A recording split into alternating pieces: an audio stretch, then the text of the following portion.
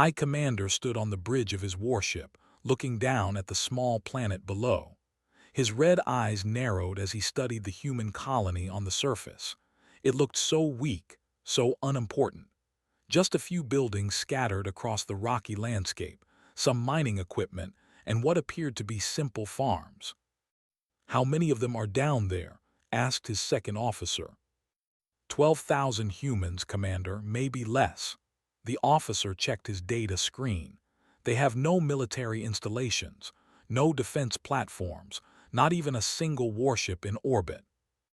Clicked his mandibles together in satisfaction. The Empire had ruled this part of space for 300 years. They had crushed dozens of species who dared to challenge them. These humans were newcomers, barely 2 centuries in space. They needed to learn their place. "They've been expanding too fast," said to his crew, "taking worlds that belong to us by ancient right. This colony will send them a message. The Terran Union will learn to respect territory." Down on the planet's surface was reviewing the quarterly mining reports when the first alarm sounded. He looked up from his desk, confused. The colony administrator had never heard that particular alarm before. It was the one they'd installed but never expected to use. The one that meant hostile ships in orbit. Park burst into his office, her face pale. "We need to evacuate, now. There's a battle fleet above us and they're charging weapons." "That doesn't make sense," said, standing quickly. "We've had no disputes with them. We're on a registered colony world. This must be a mistake." But it wasn't a mistake. The first orbital strike hit the eastern sector, where the main housing unit stood. The explosion was so bright that people across the colony had to shield their eyes. Grabbed's arm and pulled her toward the emergency bunker, but he knew it was already too late for most of the colonists. The bombardment continued for 2 hours, watched from his ship with cold satisfaction as the human settlement burned. He ordered his weapons officer to be thorough. Every building, every structure, every possible hiding place needed to be destroyed. In a small research station on the colony's northern edge, worked frantically to send one last transmission. She was someone who studied alien plants. For the past year, she'd been researching agricultural systems. She discovered something important, something dangerous. The food crops had a critical weakness, a vulnerability that could be exploited. Her hands shook as she uploaded the data to the emergency beacon aimed at Earth. "Please let this reach someone," she whispered. "Please let my work mean something." The research station exploded 3 minutes later. Never knew if her message got through. Lee was visiting his sister when the attack began. He wasn't supposed to be on this colony at all. He was a former Terran Marine, retired after 20 years of service. He'd come to this quiet mining world to see family, to enjoy peace for once in his life. When the bombardment started, his training kicked in immediately. He got 17 people into a reinforced storage facility. He sealed the doors and activated every emergency protocol he could remember. Then he sent out a distress signal on every military frequency he knew.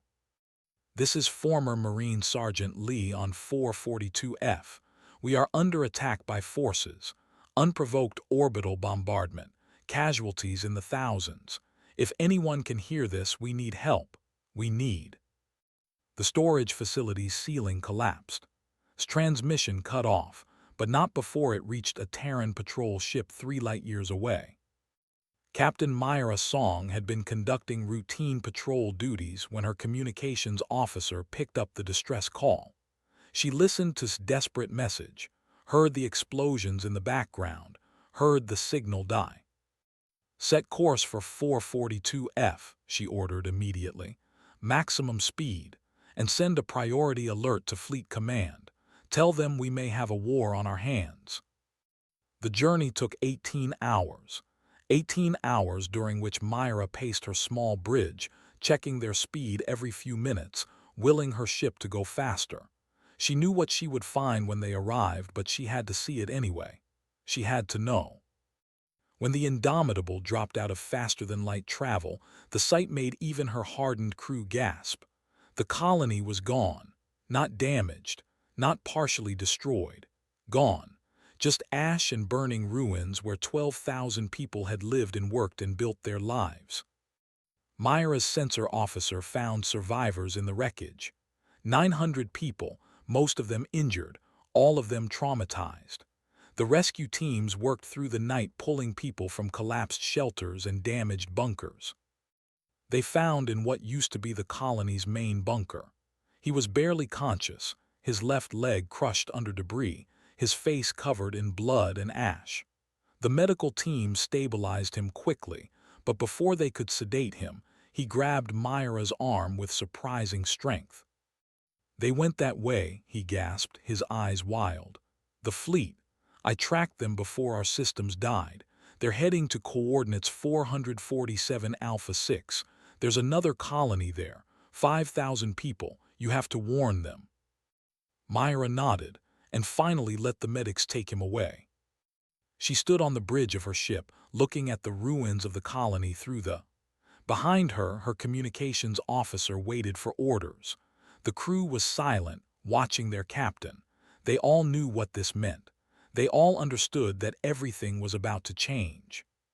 "Send a message to Earth Fleet Command," Myra said quietly. Her voice was calm, but her eyes were hard as steel. "Priority Alpha. Encryption level maximum. Tell them the Empire has committed an unprovoked attack on Terran civilians. Estimated casualties, 11,200. Tell them we have survivor testimony and sensor logs as evidence." She paused, her jaw tight. "And tell them this, they've crossed the line. Request immediate instructions for response protocol." The message was sent. It would reach Earth in 6 hours. The Terran Union Council would convene in emergency session, and the Empire, celebrating their easy victory over a defenseless human colony, had no idea what they had just unleashed. In his command chair, High Commander was already planning his next target. The humans would surrender quickly, he thought. 1 or 2 more attacks, and they would beg for peace on terms. He had no idea how wrong he was. The message from the Indomitable raced across space toward Earth, carrying news that would change the galaxy forever. The thought they'd won a simple victory. They thought they'd taught the humans a lesson. Instead, they had just made the worst mistake in their empire's 300-year history. They had just declared war on humanity. The emergency session of the Terran Union Council began at dawn.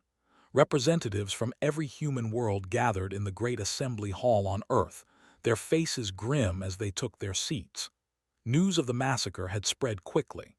Every screen across human space showed the same horrific images: burning buildings, bodies in the streets, children crying for parents who would never answer.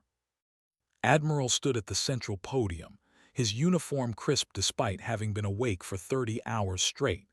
He was 70 years old, a veteran of the Mars insurrection and the Titan blockade. He'd hoped to retire without ever seeing another major war. That hope died with 11,000 colonists on 442F. "The casualty count is final," he said, his voice steady but cold. 11,214 confirmed dead, 906 survivors, most with severe injuries. The fleet conducted systematic bombardment for over 2 hours. This was not a warning shot. This was not a border dispute. This was deliberate mass murder of civilians. The council chamber erupted in angry voices. Delegates saw a hand from the outer colonies slammed her fist on her desk. "We need to hit them back immediately. Every hour we wait, more colonies are at risk. The fleet is still in our territory, still hunting our people." Ambassador Bay, representing the diplomatic corps, stood slowly. He was older than most in the room, his hair completely gray. "War should always be the last option. We must try diplomatic channels first. Contact the government. Demand explanations. Seek." "Seek what?" Sora cut him off. "Apologies. Reparations. Ambassador, they murdered 11,000 of our people without warning or cause. What diplomatic response is appropriate for that? The argument spread across the chamber. Some delegates called for immediate military action. Others urged caution, warning that the empire was 3 centuries old and controlled hundreds of worlds. A few suggested evacuating border colonies and establishing stronger defensive lines. President let them argue for 10 minutes. She sat in the elevated chair at the head of the chamber, listening to every voice, watching every face. She was only 45, the youngest president in Terran Union history. She'd been elected on a platform of peaceful expansion and diplomatic solutions, but she hadn't become president by being naive. Finally, she stood. The chamber fell silent immediately. "One question," she said quietly. "How many more colonies will burn while we debate?" Nobody answered. The silence stretched for a long moment. "Admiral," President continued, "in your professional military opinion, what are our options?" Stepped forward. "We have 3 choices, Madam President. 1. We evacuate our border colonies and pull back into defensive positions. This saves lives in the short term but invites further aggression. 2. We attempt diplomacy while reinforcing our defenses. This might work if they were interested in peace. Based on their actions, I doubt they are. 3. We respond with overwhelming force and make it clear that attacking human civilians carries a price too high for any aggressor to pay." "And you recommend option 3? "I do, Madam President." Looked across the council chamber. All delegates in favor of authorizing military action against the empire signify by standing. Every single delegate stood. Even Ambassador Bay, though he did so slowly and with obvious reluctance. "Then it's decided," President said. "As of this moment, the Terran Union is at war with the Empire. Admiral, you have full authorization to defend our territory and our people by whatever means necessary." Across known space, other species watched the developing situation with varying levels of interest. The Collective, the galaxy's most successful diplomatic organization, sent emissaries to both sides. They expected a quick resolution. In their 3,000 years of experience, wars between established powers and newcomer species always ended the same way. The newcomers sued for peace after 1 or 2 defeats. Trade Master 1, humanity's primary merchant liaison, tried to explain to the ambassador that this situation was different. "You don't understand," said, his frustration growing. "Humans don't surrender easily. We have a history of—" "We have reviewed your history," the ambassador interrupted smoothly. 2 centuries in space, no major interstellar conflicts, a few minor rebellions on your colony worlds quickly resolved. Compared to the Empire's military might, you are children playing with toys." Wanted to argue, but he knew the ambassador wouldn't listen. The galaxy was about to learn something important about humanity, and the lesson was going to be written in fire. In a hidden military installation on Europa, one of Jupiter's moons, Admiral met with his top commanders. General Jin Park commanded all Terran ground forces. He was a quiet man who'd earned 3 medals of honor during the Mars insurrection. Commodore ran special operations. She was young for such a high rank, only 38, but she was absolutely brilliant at unconventional warfare. "Protocol Reaper is active," Admiral announced. "All reserve forces are being mobilized. All hidden shipyards are now operating at full capacity. We're bringing everything online." "To think we have 47 combat ships," General Jin said with a thin smile. "They're going to be very surprised." The truth was that humanity had been preparing for this possibility since the day they left Earth. The resource wars of the 22nd century had taught them hard lessons. Earth had nearly died fighting over the last scraps of oil, fresh water, and arable land. Over 2 billion people had died in those wars. Humanity had learned what it meant to fight for survival. When they finally reached space and found other species, they'd made a collective decision. They would be peaceful. They would seek cooperation and trade, but they would never, ever be defenseless again. So while human diplomats talked about peace and human merchants established trade routes, human military engineers built weapons in secret. Shipyards hidden in asteroid belts, defense platforms disguised as mining stations, massive reserve forces that trained constantly but never appeared in official records. They had counted 47 patrol vessels and assumed that was humanity's entire fleet. They hadn't detected the 300 warships being built in the dark spaces between planets. They hadn't found the weapons research facilities buried under the ice of Europa and Titan. They hadn't discovered the massive reserve force, 15 million trained soldiers who worked civilian jobs but drilled every weekend. "How long until we're at full war readiness?" Admiral asked. 72 hours, Commodore answered. "But we can begin operations immediately with current forces. I recommend we hit them fast before they realize what they're dealing with." In a quiet apartment in New Seoul, an elderly woman named watched the news with her. They asked her if there would really be a war. They seemed excited by the idea, the way children often are about things they don't understand. "There will be a war," said softly, "and we will win it." "How do you know, grandmother?" her youngest grandson asked.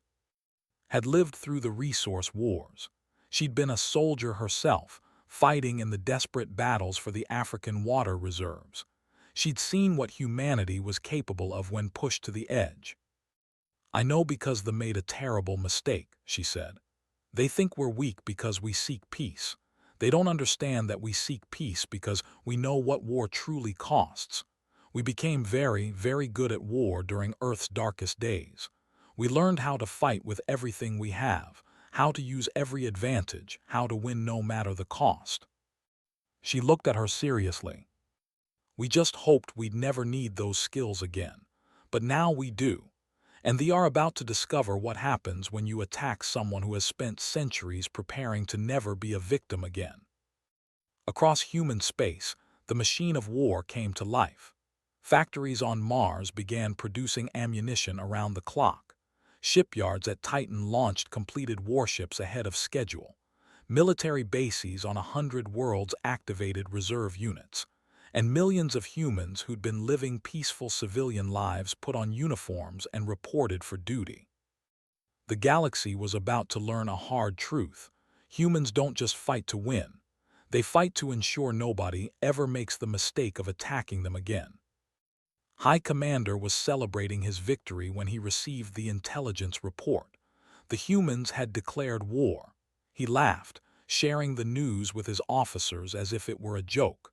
The Terran Union had 47 ships. The Armada numbered over 800. This would be, he told his crew, the shortest war in galactic history. He had no idea how right he was, or how wrong he'd been about everything else. The celebration lasted 3 days. High Commander received medals and honors from the Emperor himself. Thousands of citizens gathered in the capital's main square to celebrate the Empire's latest victory. The weak humans had been taught their place. Intelligence officer presented his analysis to the High Command with complete confidence.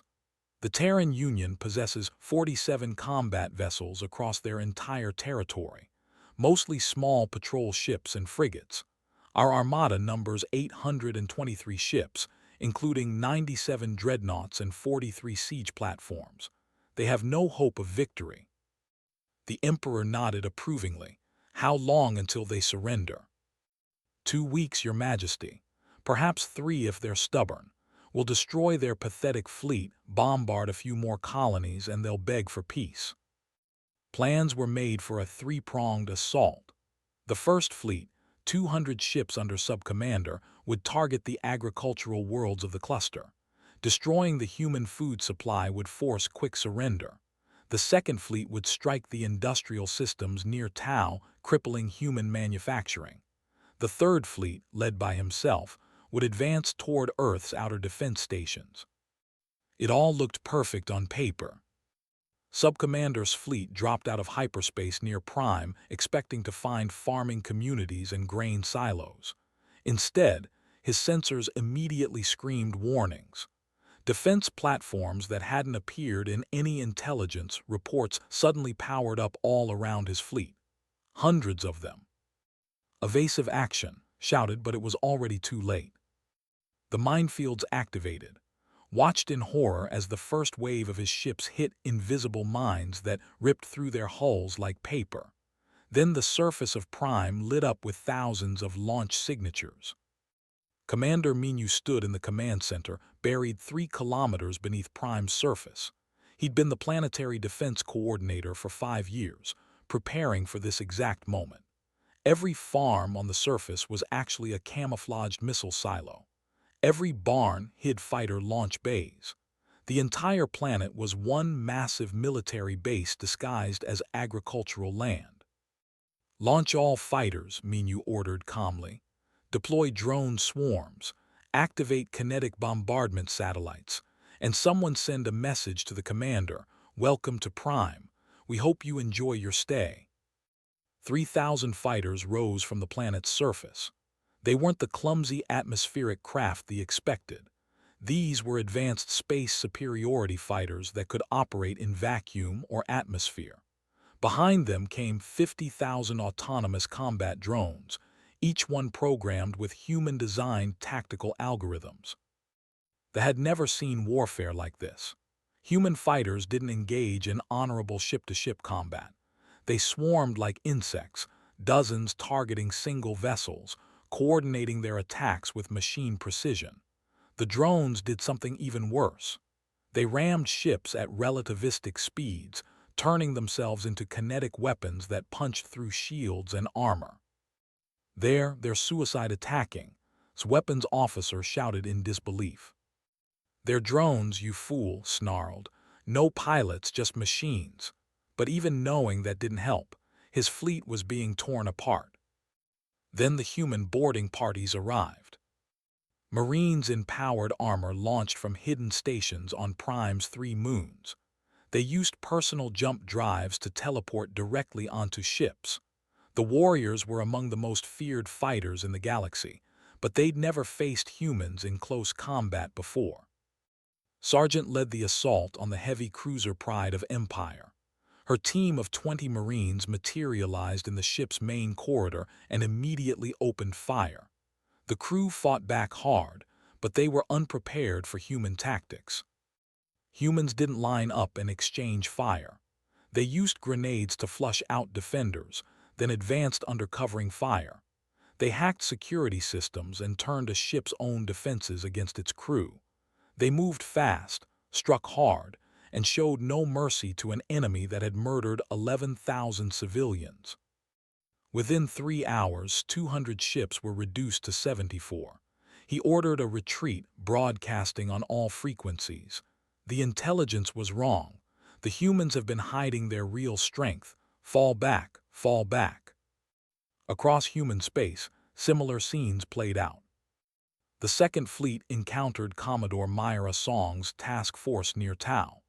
The commander expected 47 human ships. Instead, he found 200 warships waiting for him, including several ship classes that had never appeared in any intelligence report. Myra's flagship Indomitable had been completely rebuilt. Chief Scientist Nam had equipped it with experimental weapons that made even the veteran crew nervous, but Myra trusted its genius completely. "Activate quantum tunneling drives," Myra ordered as the fleet approached. The human ships simply vanished. One moment they were in front of the fleet. The next moment they were inside the formation, having phased through the enemy's shields using technology that didn't even know was possible. The battle that followed was a slaughter. Human ships fired at point-blank range into vessels that couldn't target them effectively. When a dreadnought finally managed to damage the Indomitable, Myra ordered boarding teams to assault the dreadnought directly. Captain, recently promoted after her success at Prime, led her Marines onto the dreadnought Eternal Dominion. The fighting in the narrow corridors was brutal and close. Warriors stood 3 meters tall and could tear through steel with their bare claws. But humans wore powered armor that enhanced their strength, carried weapons specifically designed for shipboard combat, and fought with a calculated ferocity that broke enemy morale. His helmet camera recorded the moment when a group of warriors threw down their weapons and tried to surrender. It was the first time in military history that their soldiers had surrendered to an inferior species. The video was transmitted across the galaxy within hours. By the end of the first week of war, 2 of the 3 fleets had been destroyed or routed. Only High Commander's force remained intact, racing back toward space with human hunter-killer ships pursuing them relentlessly. The galaxy watched in stunned silence. The collective issued emergency statements calling for immediate ceasefire negotiations. The Federation, longtime rivals of the, sent secret messages to the Terran Union offering alliance. Dozens of smaller species that had suffered under domination began reaching out to humanity. Trade Master 1 met with the ambassador again. The ambassador's smug confidence was completely gone. We had no idea," the ambassador stammered. "Your military strength was completely hidden from all our scans, all our intelligence. How did you hide so many ships, so many weapons?" Smiled coldly. "We didn't hide them from you specifically. We hid them from everyone. Humans learned a long time ago that the best way to avoid war is to be so dangerous that nobody wants to fight you. We just prefer to look peaceful until we have no other choice." On the Emperor received casualty reports with growing horror. 400 ships lost, 200 more damaged beyond repair, 3 colony worlds abandoned, 5 tributary species in open revolt, and the humans weren't stopping. They were pushing deeper into territory with every passing day. "Call for total mobilization," the Emperor ordered. "Activate every reserve ship, recall every fleet from every corner of the Empire, and deploy the ancient weapons from the vault.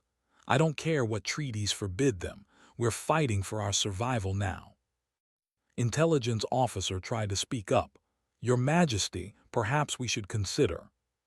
"Silence," the Emperor roared. "The Empire does not surrender. We will crush these humans whatever the cost."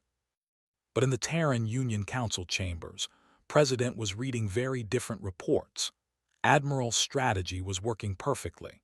Human casualties had been remarkably light, fewer than 3,000 military personnel across all engagements. The hidden weapons and secret shipyards were proving their worth. And most importantly, the galaxy was learning the lesson that humanity wanted them to learn. "They're calling for mobilization," Admiral reported. "They are bringing everything they have to bear." "Good," President said quietly. "Let them bring everything. Let them throw their full might at us. And when we defeat them anyway, every species in the galaxy will understand what it means to threaten human lives." Commodore stood up. "Madam President, my special operations teams are ready for the next phase. We can have agents embedded in territory within 48 hours. "Make it happen," replied General Park. "Prepare for ground operations. If they won't surrender, we'll take their worlds one by one until they have no choice." In space above Prime, Commander Minu watched the wreckage of the fleet drift past his orbital station. His crews were already salvaging useful technology and rescuing survivors from destroyed ships. Some of his officers questioned why they bothered saving enemy lives. "Because that's what separates us from them," Minu said simply. "They attacked civilians without warning. We fight soldiers and show mercy when we can. Never forget the difference." But mercy had limits. They had started this war by murdering 11,000 innocent people. Humanity intended to finish it by making sure such an attack never happened again. The message was spreading across the galaxy in 1,000 languages and on 1,000,000 frequencies. The humans looked peaceful. They seemed weak. They spoke softly and offered fair trade agreements. But when you pushed them to war, they became something else entirely. Something efficient, something relentless, something that had spent 200 years preparing to ensure they would never be victims again. High Commander received all the reports in his quarters as his fleet limped home. He read about the defeats, the casualties, the shocking revelation of human military strength. And for the first time in his long military career, he felt real fear. He had thought the humans were prey, easy targets to establish dominance. He'd been wrong, terribly fatally wrong. The humans weren't prey. They were predators who'd been pretending to be harmless.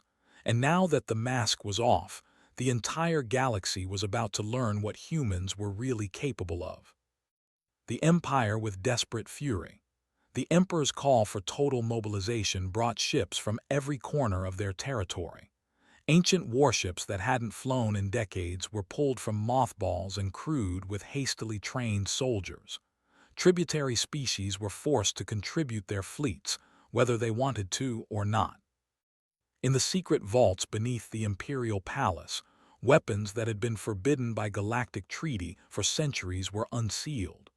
Bioweapons designed to target specific genetic markers, nanomachine swarms that could dissolve organic matter, stellar igniters that could destabilize stars.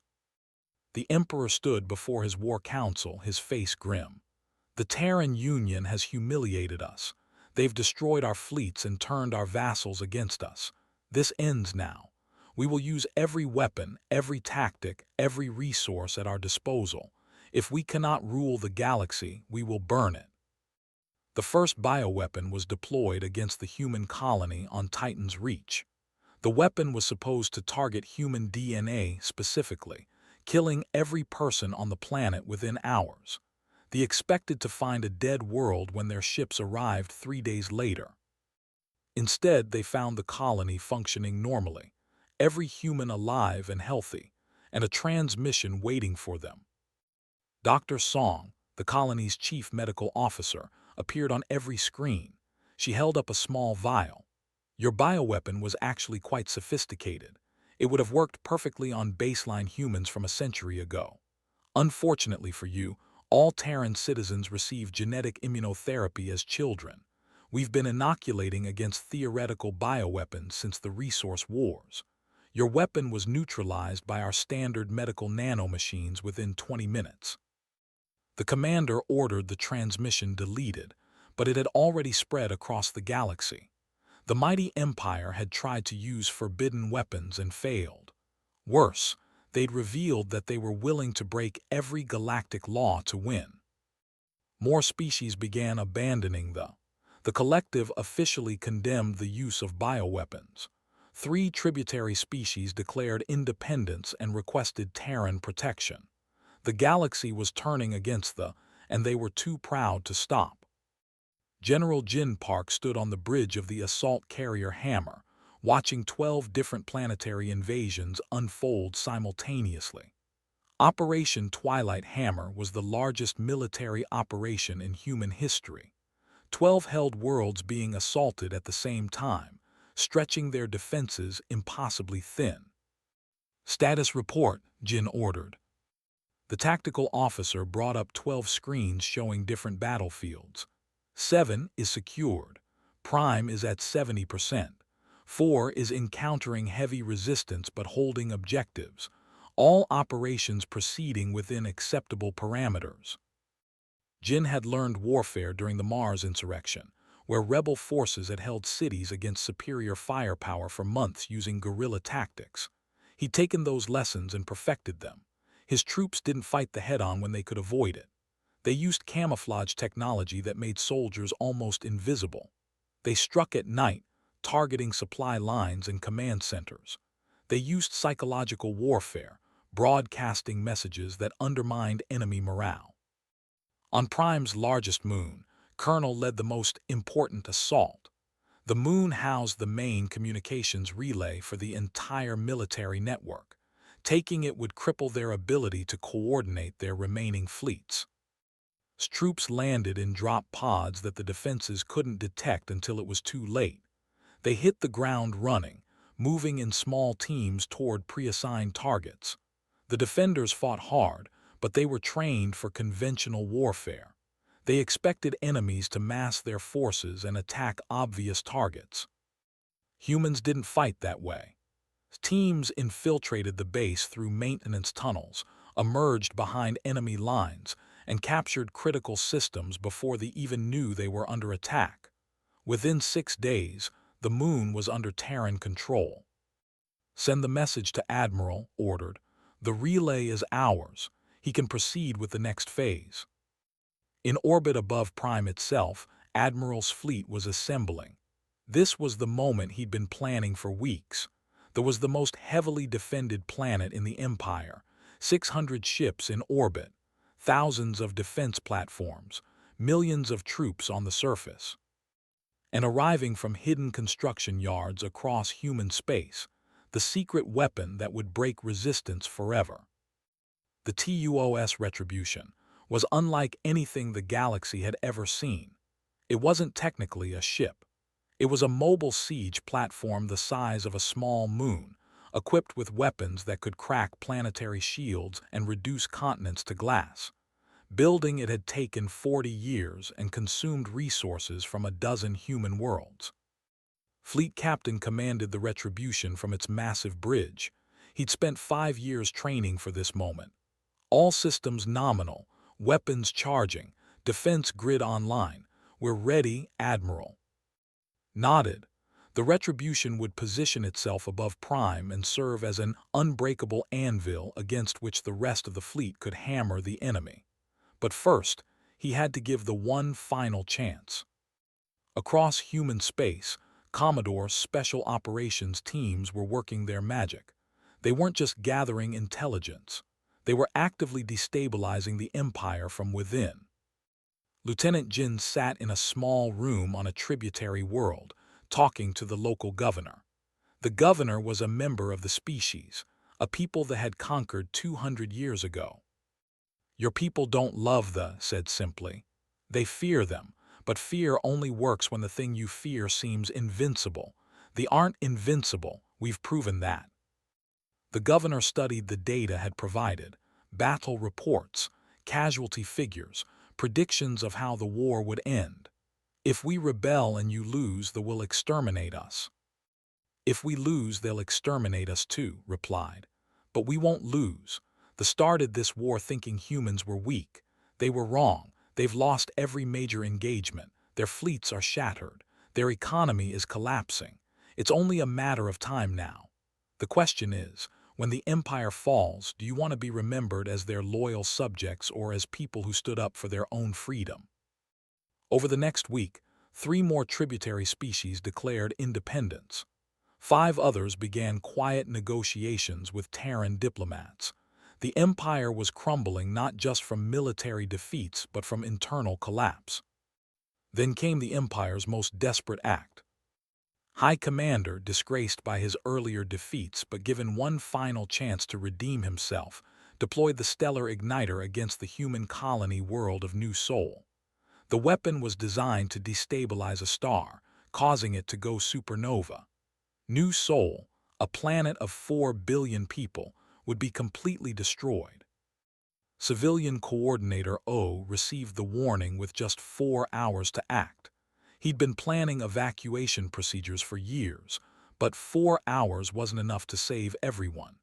He got on every communication channel on the planet. "This is not a drill. All citizens proceed to evacuation stations immediately. Take only essential items. Parents, keep your children close. We have 4 hours to save 4 billion lives. Move quickly but don't panic. We've trained for this. We can do this." The evacuation was chaos, but it was organized chaos. Evacuation ships that had been positioned in orbit for exactly this scenario activated. Every cargo hauler, every passenger liner, every ship that could carry people was pressed into service. Citizens helped each other. Families made sure neighbors got to shuttles. Teachers organized their students. Emergency workers stayed at their posts until the last possible moment. O stayed on the surface until the final shuttle launched. He watched the star from the shuttle's window as it began to destabilize. The weapon was working. New Sol would die. But 3,800,000,000 people escaped. 200 million didn't make it. Wept as he watched his world burn, and all across human space, people wept with him. President appeared on every screen in Terran territory. Her face was cold and hard as steel. The Empire has crossed a line that can never be uncrossed. They've destroyed an entire world and murdered 200 million civilians. We offered them chances to surrender. We showed them mercy they never showed us. No more. She looked directly into the camera. Proportional response is no longer in effect. The wanted total war. They're going to get it. Admiral received the authorization he'd been waiting for. No more limited strikes. No more measured responses. No more mercy. All fleets converge on Prime, he ordered. We end this, now. 150 human warships, including the massive Retribution, took up positions around The Emperor had recalled every remaining ship to defend the capital. 300 vessels faced the human fleet in the largest confrontation of the war. On the surface, soldiers dug in, millions of them preparing for ground combat. They'd activated ancient defense systems and mobilized the civilian population. They would fight to the last soldier, the last bullet, the last breath. High Commander commanding the defense fleet looked at the human armada and knew they couldn't win. But the Emperor had given explicit orders. Fight to the death. Show no weakness. The Empire would never surrender. Admiral looked at the tactical display showing Prime surrounded by his fleet. He thought about 11,000 colonists murdered on 442F. He thought about 200 million people who died when New Sol burned. He thought about every human who'd fallen in this war that they had started. Open a channel to he ordered. All frequencies, make sure everyone hears this. The channel opened. Admiral began to speak, but then he paused.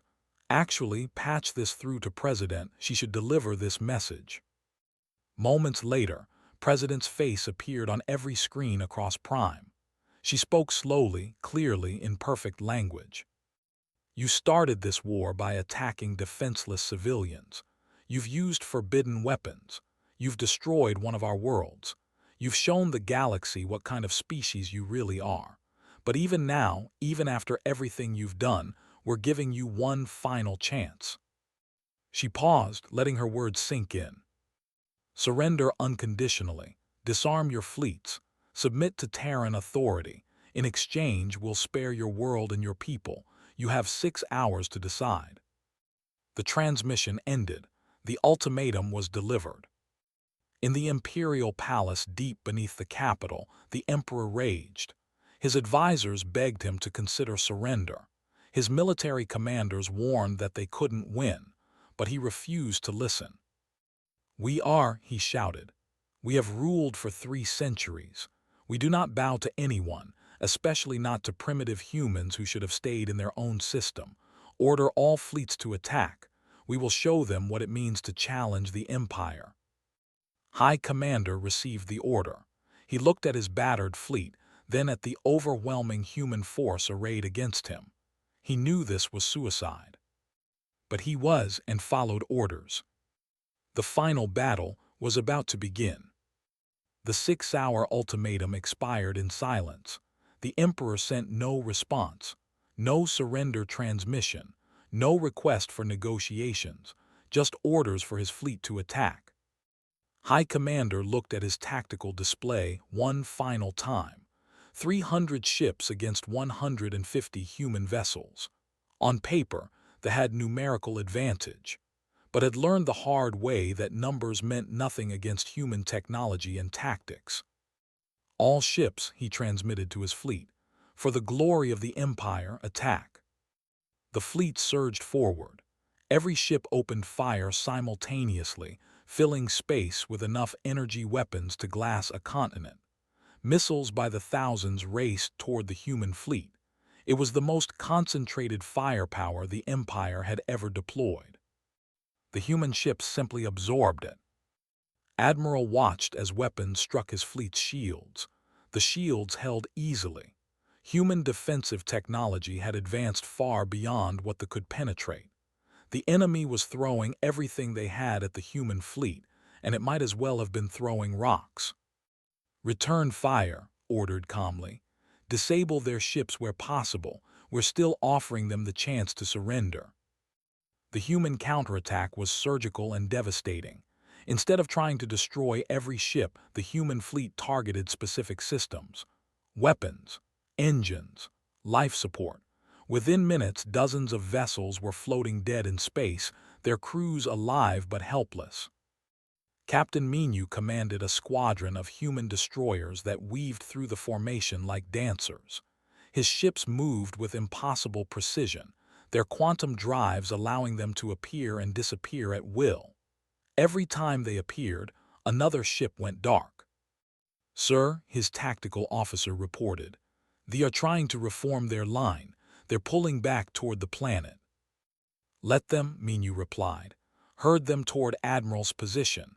Time to show them what the Retribution can do." Fleet Captain waited patiently on the bridge of the massive siege platform. The Retribution hadn't fired a single shot yet. It didn't need to. Its presence alone was changing the battle. The fleet was being pushed toward it like animals into a trap. "Target the flagship," ordered. "Let's show them what happens when you refuse mercy." The Retribution's main weapon charged. It was a graviton beam, technology that manipulated gravity itself. When it fired, space around High Commander's flagship seemed to bend and twist. The ship's shields collapsed instantly. Its hull crumpled like paper, and then the flagship simply split in half, torn apart by forces that no conventional armor could resist. Barely had time to realize he was dying before his ship exploded. Across the fleet, commanders watched their leader die. They saw half their ships disabled or destroyed. They saw the humans holding back, deliberately not killing them when they could have wiped out every ship with ease, and they understood what was being offered. One by one, ships began broadcasting surrender codes. On the surface of Prime, General Jin Park's ground forces were landing despite the ongoing space battle. The ground forces had prepared for a long, brutal campaign. They'd fortified every city, every military base, every strategic position. But they'd never faced human ground troops before. Colonel led the first wave into the capital city. Her troops used advanced power armor that made each soldier stronger and faster than any warrior. They used drones and robots to scout ahead. They used non-lethal weapons when possible, stunning enemies instead of killing them. The defenders fought with desperate courage, but they were overwhelmed by superior tactics and technology.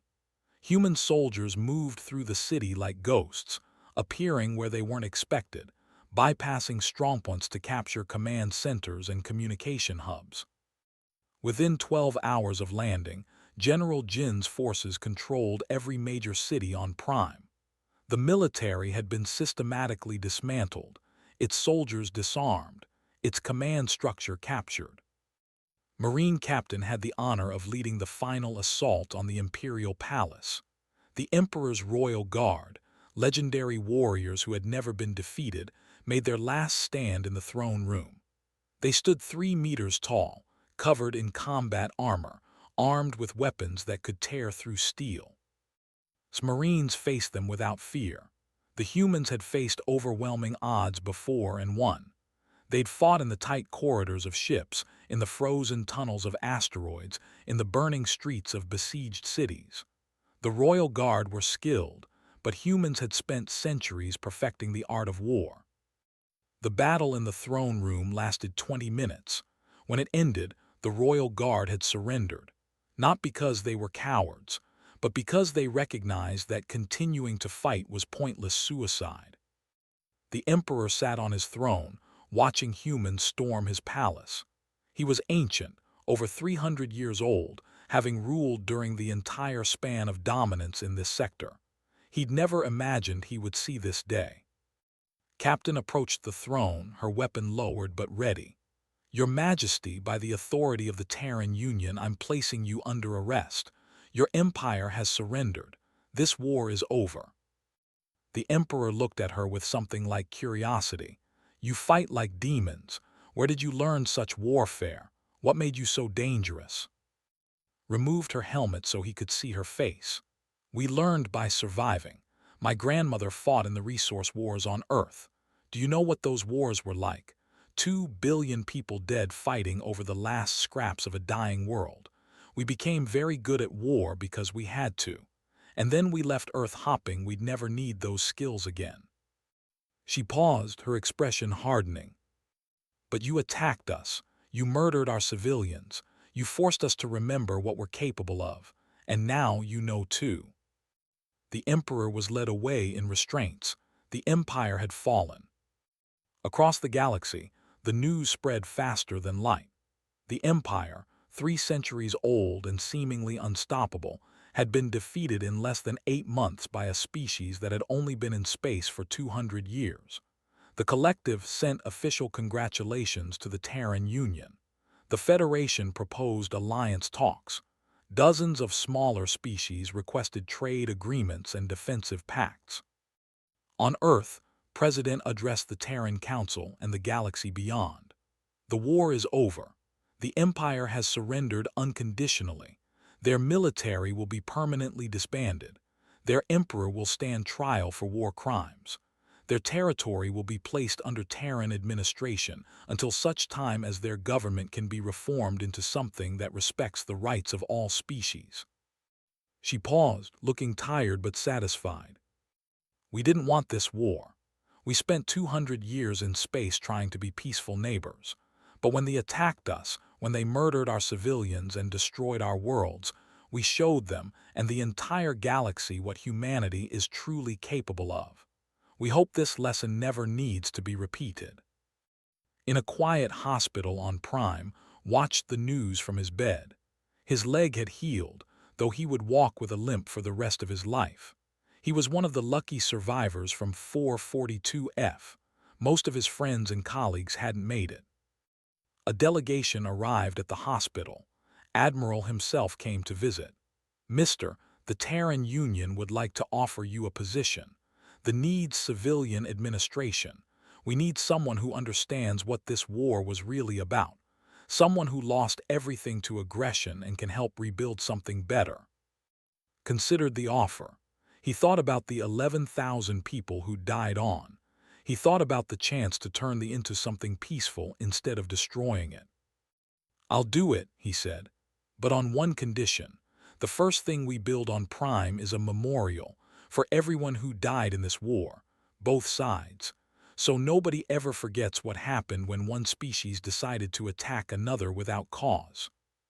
"Agreed," Admiral said with a slight smile. "That's exactly the kind of thinking we need." 6 months after the war's end, stood on Prime watching construction crews build the memorial. It would be the largest monument ever constructed, visible from orbit. On it would be inscribed every name, every human who died, every soldier, every civilian casualty from both sides. And at the top, in letters 10 meters high, a simple message in every known language: "War is horror, peace is hard, choose wisely." The former territory was reorganized into autonomous zones, each governed by its own people with Terran oversight to prevent future aggression. The people themselves, once proud conquerors, learned what it meant to be on the receiving end of military occupation. But the humans administered their territory fairly, rebuilding infrastructure, establishing democratic institutions, teaching younger a different way of thinking. 20 years later, a delegation of young visited Earth. They stood at the memorial for the Battle of 442F, where 11,000 humans had died in the attack that started the war. They laid flowers and spoke words of apology that their grandparents never would have imagined saying. Admiral, now retired and quite elderly, attended the ceremony. A young diplomat approached him nervously. "Admiral, I have to ask, when we started this war, why didn't you just destroy you had the power. We'd used forbidden weapons against you. Why show mercy?" Considered the question carefully. "Because destroying you would have been easy. Helping you become better was hard. We didn't fight this war to exterminate the. We fought to make sure nobody would ever again think humans were easy prey." "You succeeded," the diplomat said quietly. "Trust me, everyone knows now." In her small apartment in New Seoul Colony, a rebuilt world renamed after the one they had destroyed, elderly watched the news with her grate. They asked her about the war, about why it happened, about what it all meant. It meant that humanity finally showed the galaxy what we really are, she said. We're not warriors by choice. We're builders, explorers, dreamers. But when someone threatens us, when someone attacks our children and destroys our homes, we become something else. We become survivors, dangerous, relentless survivors who will do whatever it takes to protect our own. But the war's been over for 20 years, her youngest great-grandchild said. Are we still dangerous? Smiled. We're always dangerous. We just choose not to show it unless we have to. And because everyone knows what we're capable of now, because they saw what happened to the Empire when they attacked us, they don't dare test us again. She pointed to the sky, where human ships patrolled peacefully alongside vessels from dozens of allied species. That's the real victory. Not that we won the war, but that we haven't needed to fight another one since. The galaxy learned its lesson. 50 years after the war, a galactic historian compiled a comprehensive record of the conflict. The final entry read, "The war lasted 8 months and resulted in the collapse of a 300-year-old empire. It established the Terran Union as the dominant military power in the known galaxy. More importantly, it established a precedent that has kept the peace for 5 decades. Since the war, there have been 0 attempts to militarily engage the Terran Union. The reason is simple. The thought humans looked weak because they sought peace. They learned too late that humans seek peace precisely because they know the true cost of war. And once provoked, humans proved to be the most dangerous species in the galaxy." The war's unofficial motto became a warning that spread across space. Don't declare war on humans. Not anymore. Not ever again. And for 50 years, nobody had been foolish enough to test that warning. In the Grand Council Chamber of the Terran Union, now relocated to Prime as a symbol of humanity's reach across the stars, President unveiled a new statue. It depicted a simple human figure, unarmed and peaceful, but standing on ground littered with broken weapons. The inscription read, "We hoped we would never need to fight. When forced to fight, we ensured we would never need to fight again." Every species in the galaxy understood what it meant. Humanity had proven they could be the most terrifying warriors in existence. They'd also proven they preferred to be farmers, scientists, artists, and explorers. The combination of capability and restraint made them unique in galactic history. And so peace endured, not through weakness, but through strength so overwhelming that none dared challenge it. They had made a simple mistake. They'd seen humans talking about peace and assumed it meant weakness. They'd seen cooperation and assumed it meant cowardice. They'd attacked thinking it would be an easy victory. Instead, they discovered that humans were only peaceful because they chose to be. And once that choice was taken away, once humanity decided to show what they were truly capable of, the results were devastating. It was a lesson the galaxy would never forget, and humanity, having taught it once, sincerely hoped they would never need to teach it again.